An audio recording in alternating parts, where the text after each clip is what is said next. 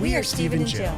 Together, we've been buying and reselling land since the 90s. Our data-centric approach leaves our buyers asking, how can you sell it so cheap? Here on the Land Academy Show, We answer that and more. Steve and Jill here. Hi. Welcome to the Land Academy Show, entertaining land investment talk. I'm Steve and Jack Butella. And I'm Jill DeWitt, broadcasting from the Valley of the Sun. Today, Jill and I are going to talk about the 3 types of land transactions that we do. This is something new that Jill and I just came up with in this current career path that we're instructing.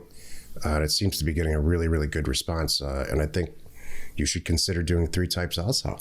I was going to pause and talk about for a second. It's kind of funny. This sounds like, do you have IT issues too? Does your website go down at random times and you just need help and can't find a good person? Where you are not alone. No, we're meeting with an IT person today and we were just talking about, I'm like, I wonder if anybody else has these same issues we do. And the whole problem about IT is not IT. It's the contracts and the way people go about it, how much money everybody wants up front, and how the projects never seem to end. It's just, thanks for just blowing this open, Jill. I'm so sorry. I just thought that was interesting for people to hear and Right before we understand turn the camera and share. on for this show, we were talking about what's going to happen today, and I have to meet with a new tech person who's extremely intelligent and a super good guy. But just that industry has gotten to a point where it's just no fun at all. It's weird. The contracts are real thick. Like contracts always get thicker, not thinner. Yeah. The amount, it costs $25,000 to do a website now. Bare minimum used to cost like $700. Yep. So it's just all, and it's just all liquid pain. Isn't it funny? It's so painful to get a website done. I remember years ago going to this company that was going to build this site, and they quoted $25,000 back then, and I about fell out of my chair. We obviously didn't do it, and we did it ourselves. Clearly, we did it ourselves back then. If you remember landacademy.org, yeah, that was us. So, hey, but we did it, and we got here, and now we're like, if it was only $25,000, I'd be fine with that. Yeah. Not so much. So it's more fun to do a podcast times 10 than it is to deal with any IT issues. Very true. I'm glad we're here. Before we get into it, thanks for letting us rant.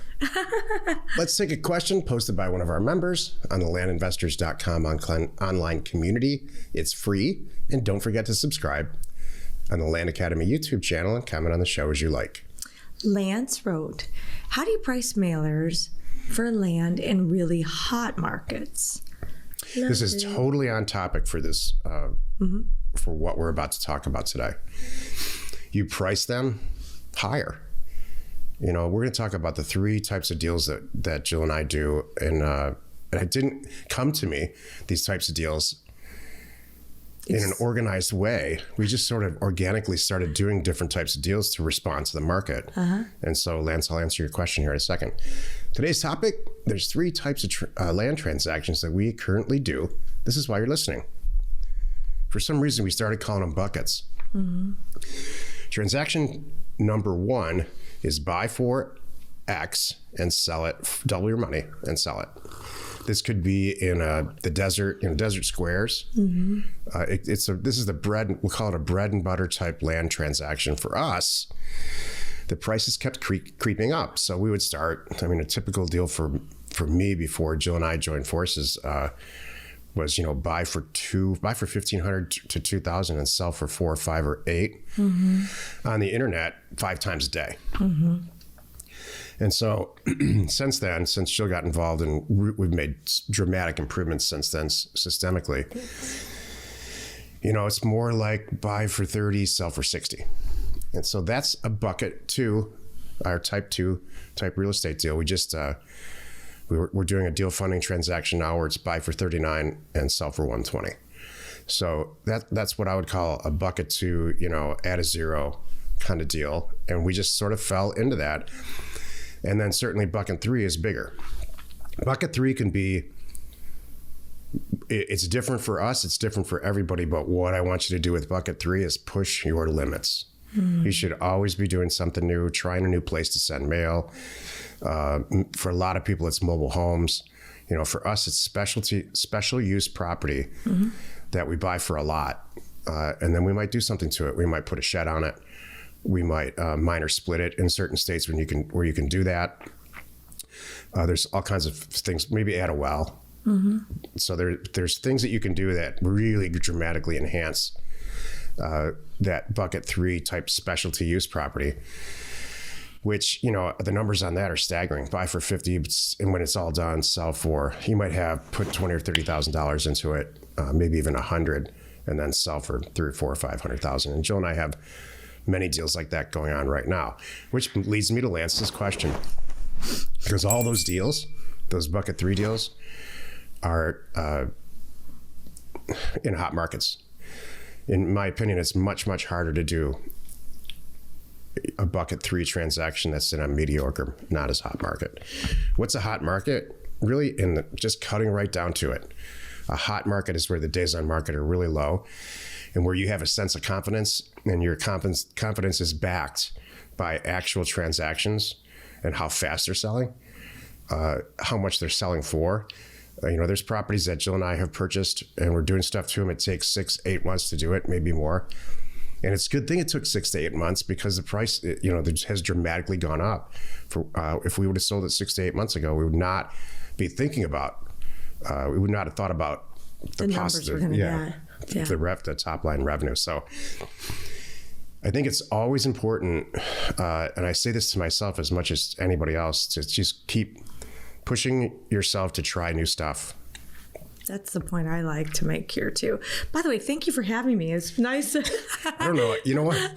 Sometimes it's Jill's show. Sometimes it's my show. I just gotta sit here going, do I stop him? Do I help him? No, let him run. He's doing great. You don't need me today. I'm just quietly over here sipping my coffee. So seriously, nodding my head. What do you think? No, I totally agree with you. You know, I like it. It's like you start off with one type. I look at it's going to naturally happen the longer you stay in this, I think, because that's how it went for us. You're going to start off with one type, and whatever it is, it's your comfort zone, and it's usually what you have in your checking account. Seriously, that's how a lot of people are. They're like, I don't want to use anybody else's money. I don't want to make mistakes. I don't want to be embarrassed and, you know, really just screw anything up. I'm going to screw up my own money right now, figure a few things out. And I do like that. I want you to get some deals out of the way. You know, as much as we talk about, you know, going for it and adding a zero, you do need to get a couple transactions done all the way through, all by yourself, really to understand the whole process. That is the best before you start adding layers. So you start with the little things. Jump in anytime. No, that's it. I mean, okay. Go ahead.